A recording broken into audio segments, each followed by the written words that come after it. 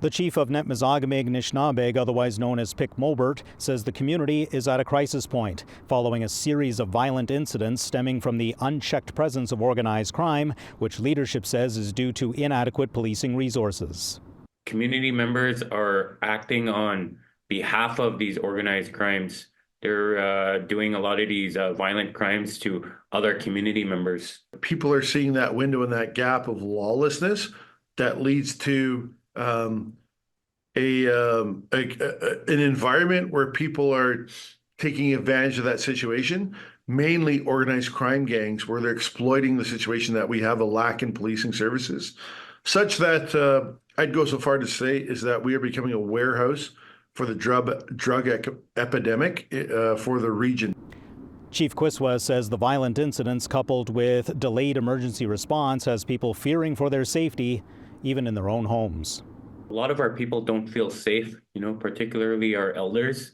I've had conversations with community members indicating that they don't feel safe and they're worried at night and they're worried about the mental health of their children. The state of emergency was a topic of discussion in the Ontario legislature this week as NDP MP Saul Mamakwa brought it up during question period.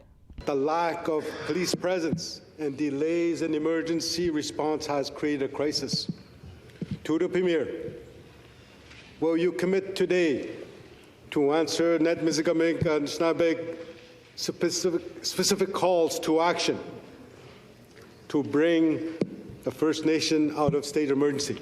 Mr. Speaker, when the federal government comes to the table and antes up more money to do the right thing, Ontario will do it as well. They use jurisdiction as an excuse not to do anything. And they outright said that when I asked that during question period, that's what they is. We're going to wait for the feds, see what they do. However, Nipmuc Nishnabeg leadership says they won't wait for jurisdictional squabbles to be resolved, that they're prepared to increase the pressure on the government. We will disrupt the economy. We will look at solutions such as demonstrations as roadblocks, protests. If we need to go that far, we're prepared to do so because lives are at risk. And if the provincial and federal government do not respond, we'll go to those measures if we need to. Chief Quiswa and CEO Moses were in Toronto earlier this week for a scheduled meeting with Ontario cabinet ministers to discuss how to bring an end to the state of emergency.